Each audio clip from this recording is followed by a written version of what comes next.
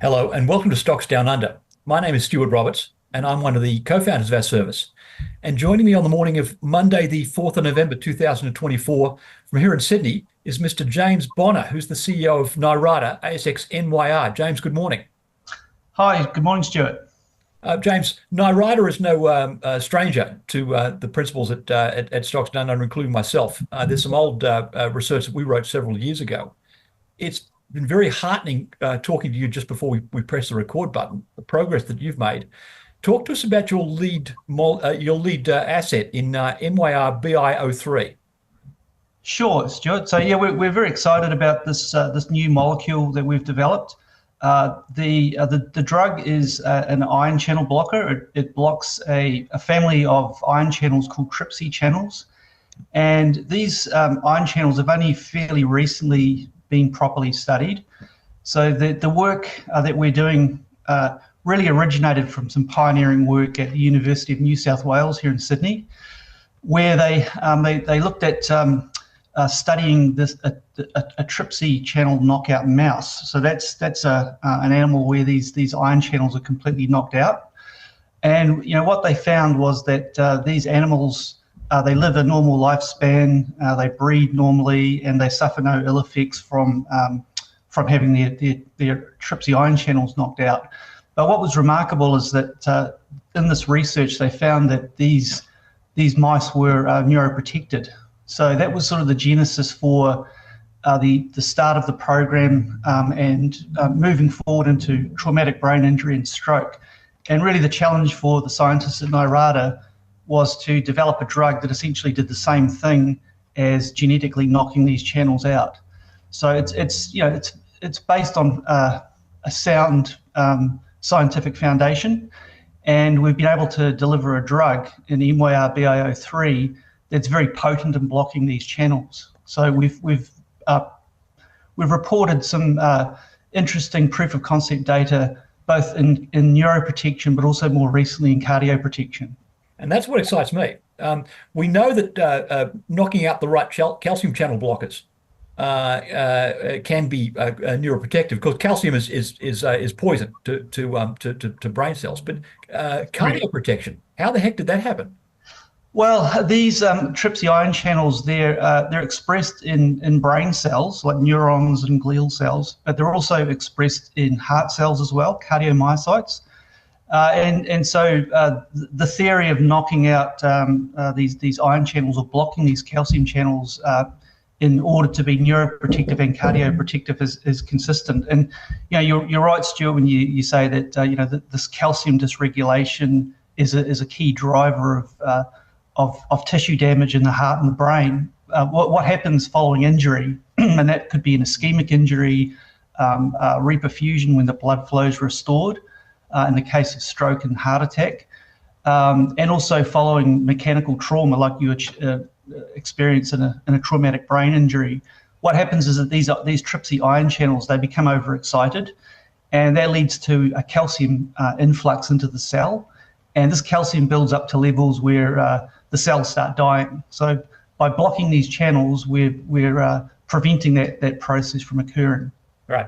What's interesting to me is in the animal models, now that you've moved forward, we're actually modeling brain injury in industry standard models, and NYR BI3 is proving neuroprotective in that setting as well, and that's recent work in the last few months. So so earlier in the year we released some results from a stroke model. This was in a mouse, and we found that in these particular mice that were treated with this drug, NYR BI03, that we protected about 42% of the tissue in the area around the core infarct or the primary injury.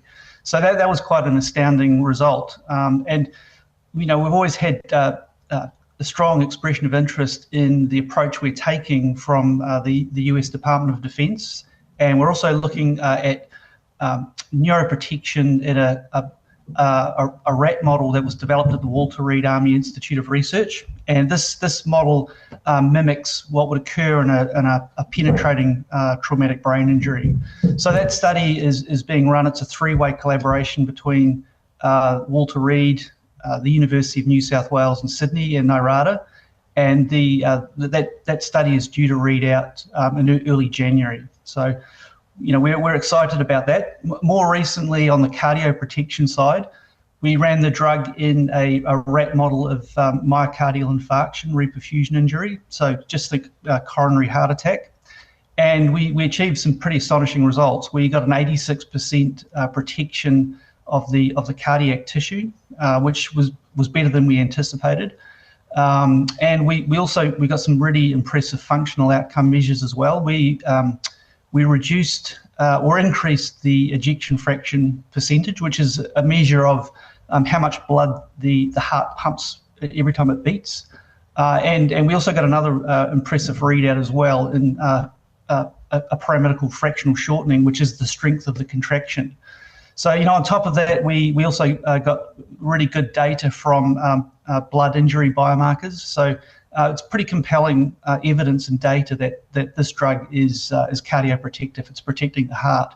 And I think that, that's important for a number of reasons. But one that sort of sticks out is that one problem that heart attack patients or sufferers experience is follow-up or recurrence.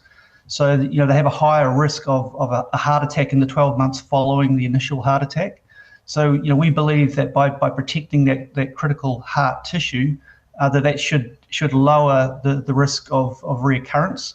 And, also it'll mean, that the patient sort of feels and functions better because their heart's functioning. Well, not only that, we're talking about maintaining heart tissue, whereas standard of care today, ask any cardiologist, is just take the load off the heart as much as possible, or else this patient is on a trajectory to heart failure. Ultimately, you've come up with a small molecule that can potentially do an end run around all that, and potentially be the next big thing. Obviously a long way from now, but we're talking potentially quite revolutionary. Yeah, there's a number of different interesting aspects to this project. I think one thing, if you look at the drugs that are given to patients who suffer heart attacks, the primary concern is to alleviate the workload in the heart. So, right. Patients get beta blockers to slow the heart rate down. They get ACE inhibitors to reduce blood pressure. They also get blood thinning agents like heparin and warfarin. But really, there isn't a drug that's indicated or approved to protect cardiac tissue in that critical period when the patient is recovering. So this is being developed as an acute medicine, and it's delivered intravenously. In the study that I mentioned, where we got this impressive cardiac protection, we dosed it for 24 hours, and that's likely the way we'll dose it in heart attack patients. Right.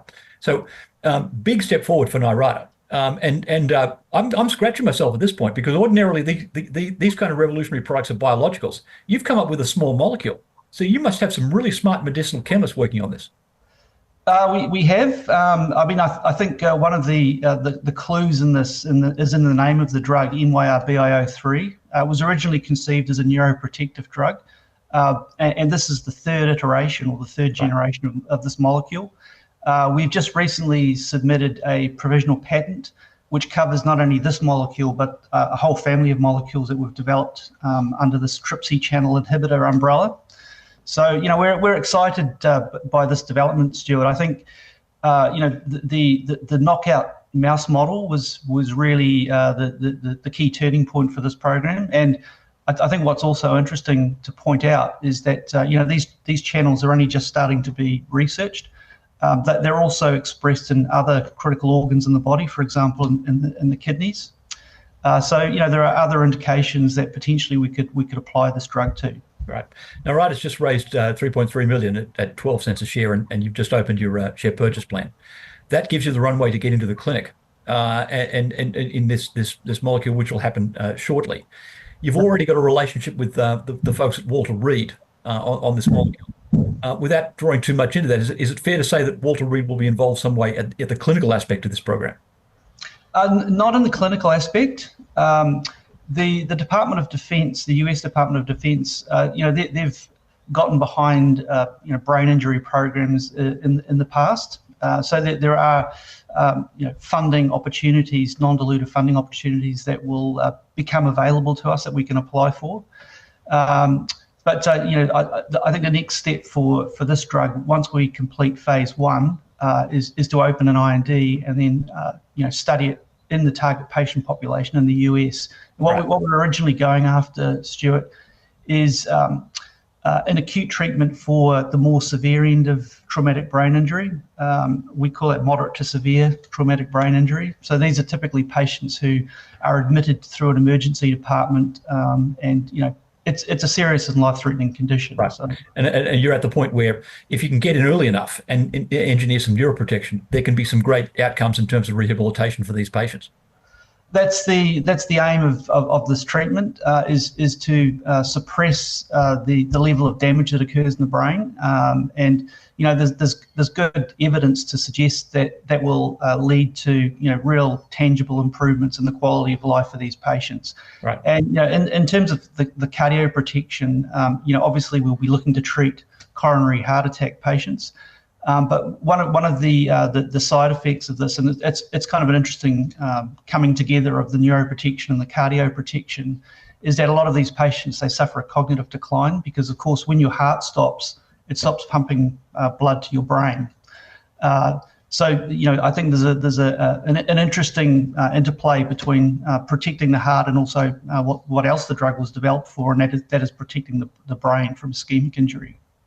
What's interesting to me is, in a sense, this part of your career is deja vu. As a Kiwi, folks can tell from the accent, you were one of the early people on Neuron pharmaceuticals, now a unicorn of a company for their foundation drug. But way before then, you were working on the traumatic brain injury program for Neuron, and this is now version 2 of that for you. Yeah, you've got a good memory, Stuart. So the drug that was approved for Rett syndrome, trofinetide, which is marketed as Daybue, that drug initially started out as a potential treatment for traumatic brain injury. So there were a lot of learnings from going through that experience. It sort of got me hooked into that therapeutic area. There's a clear unmet clinical need. If you look at traumatic brain injury, it's completely different than say heart attack. There are no approved treatments for traumatic brain injury. So there are steps that can be taken through surgery and relieving intracranial pressure and so on. But the focus is really on just saving the patient and then rehabilitation. So right. we think we can do better than that with a drug targeted at rescuing brain tissue. Absolutely. And the good news for you is obviously Neuron working on that program in the second half of the early 2000s. Here we are in 2024. The protocols to test these drugs have developed over time. So you really know what endpoints you need to target, how to measure those properly, the kind of centers you need to take this drug to. There's a lot of learnings that you can now bring to bear on behalf of the shareholders of Nyrada for this program. Absolutely. There have been a few failures in traumatic brain injury in the early 2000s. I think, companies were going after targets that weren't safe. There was a real variation in how these studies were run. Every man and his dog wanted to go after way downstream from you in glutamate inhibitors as well. You've now moved upstream with much more chances of success if your preclinical data is any guide. Well, that was one thing that attracted me to the company is the foundation work in the knockout mouse. I think it showed that the target is safe. Yes. Reasons I've explained earlier. But just going back to your point, Stuart, about the landscape for doing TBI research in the last decade, I think it sort of moved away from large grants funding these big studies that ultimately didn't produce anything. In recent times, the funding has gone more towards enabling research, like looking at how brains are imaged, bioimaging. Right. Also, the development of blood biomarkers. So there's a sort of an infrastructure that's there now, and an understanding of how these large brain injury trials should be run. And so I think it's a good time to be doing TBI research. Absolutely. Well, James Bonnar, well done on you and your team for what you've managed to achieve here. It's a very exciting story. You've got some strong backers, and obviously the investors are backing you in this recent capital raising. Keep up the good work, and here's to successful outcomes in the clinic next year. Thanks, Stuart. And just before we finish up, can I just mention that we've got an AGM coming up. It's next week, and just a reminder for our investors to lodge their proxies. Right. Be much appreciated. James promises that those proxies will be responsibly used for the benefit of all shareholders. Absolutely. James Bonnar, thanks for joining Stocks Down Under. Yep. Thanks, Stuart.